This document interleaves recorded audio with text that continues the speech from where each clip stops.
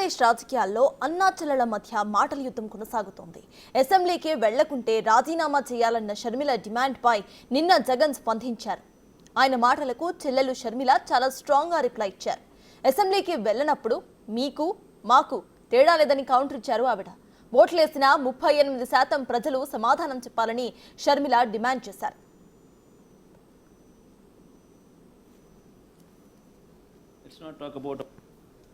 Sir, you're saying opposition leaders' voices are being stifled. At the same time, your sister Y.S. Sharmila yesterday, she is demanding that YSRCP MLAs who have not attended assembly resign because they're not even part of assembly sessions. Let's not talk about my sisters here.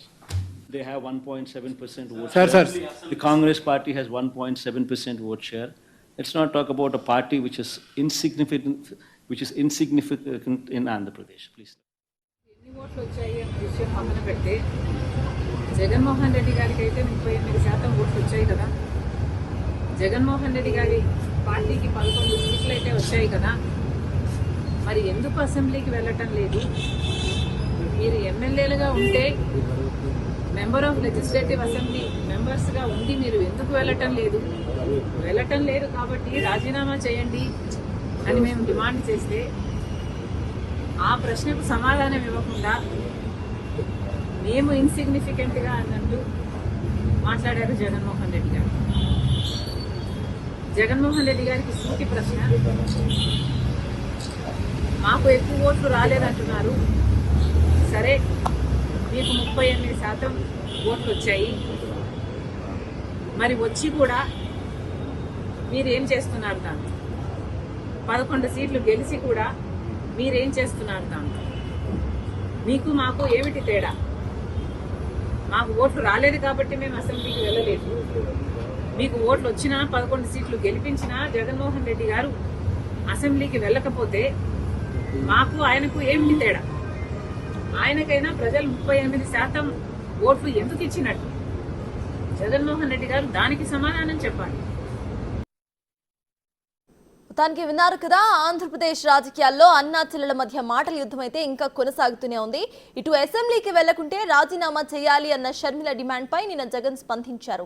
అసలు vote share లేని కాంగ్రెస్ గురించి మాట్లాడబోము, insignificant share వాళ్ళకుంది అంటూ కూడా ఆయన స్పందించారు. అయితే ఆయన మాటలకు చెల్లెలు షర్మిల స్ట్రాంగ్ గా రిప్లై ఇచ్చారు.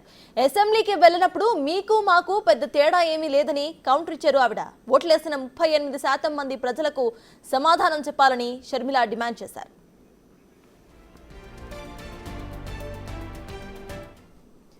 ఇదే అంశంపై పూర్తి డీటెయిల్స్ ను my associate input editor Ganesh అందిస్తారు. గణేష్, చెప్పండి, ఇటు షర్మిల మరియు జగన్ మధ్య మాటల యుద్ధం అయితే కొనసాగుతూనే ఉంది.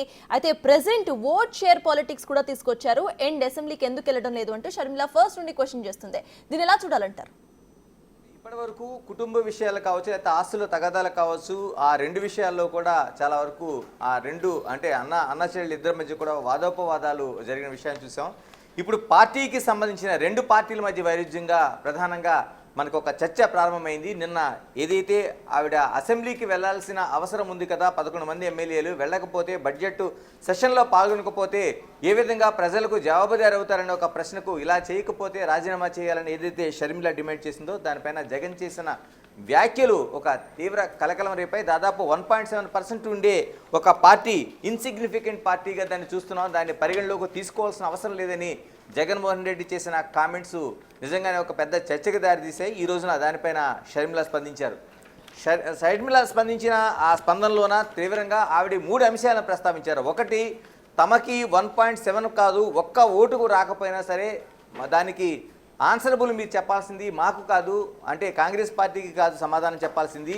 38% వచ్చి 11 సీట్లు సాధించిన మీరు ప్రజలకు సమాధానం చెప్పాల్సిన అవసరం ఉందనేది షర్మిల సూటిగా ఆమె ఆ ప్రశ్న లేవదీశారు జగన్మోహన్ రెడ్డికి. ఎందుకంటే అసెంబ్లీలో ఉన్న ఒక చర్చ జరుగుతుంది. ఆ చర్చకు సంబంధించి ఖచ్చితంగా మీరు సమాధానం చెప్పాల్సిన అవసరం ఉంది ప్రజల వద్దకు. లేకపోతే ఓట్లు అంటే 1.7 ఓట్లు వచ్చిన మాకు, 38% వచ్చిన మీకు, అంటే ఒక్క సీటు కూడా రాని మాకు, 38 దాదాపుగా 11 స్థానాలు సంపాదించిన మీకు ఏం తేడా ఉందనేది ఆమె సూటిగా ప్రశ్నించారు.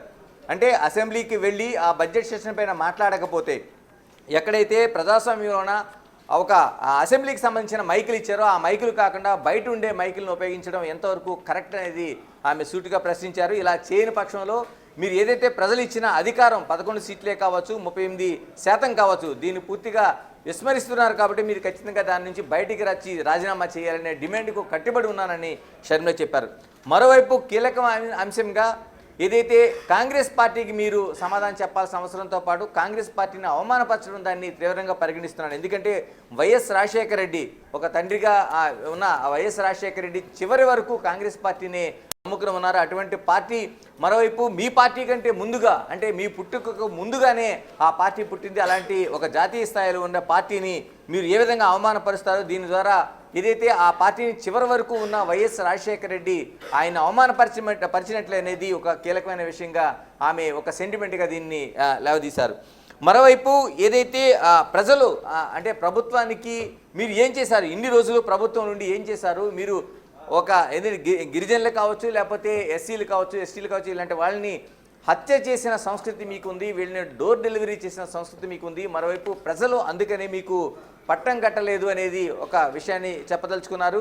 కాంగ్రెస్ పార్టీకి 1.7 ఓట్లు మాత్రమే ఎందుకు వచ్చాయనే దానిపైన కీలకమైన ఒక విషయాన్ని ఆమె చెప్పడానికి ప్రయత్నం చేశారు. ఎందుకంటే ఖచ్చితంగా వైఎస్ఆర్సీపీ పార్టీని ఓడించి మరో పార్టీని అధికారంలో తీసుకురావాలని ప్రజలు ఆ రోజున చాలా వరకు ఒక స్పష్టంగా ప్రభుత్వాన్ని మార్చాలనే నిర్ణయం ఉండబట్టే ఆ రోజున ఏదైతే కూటమి ప్రభుత్వం కన్నా తెలుగుదేశానికి కావచ్చు, లేదా జనసేన, బీజేపీ కూటమికి పట్టం కట్టారు, కాంగ్రెస్ పార్టీకి ఓటు వేయకుండా పక్కన పెట్టారు. ఆ మాత్రాన పార్టీకి మాకు ఆ ప్రజాదరణ లేనట్టు కాదు, దేశవ్యాప్తంగా కాంగ్రెస్కు వస్తున్న ఆదరణ చూడాలనేది ఆమె ఇచ్చిన సమాధానం.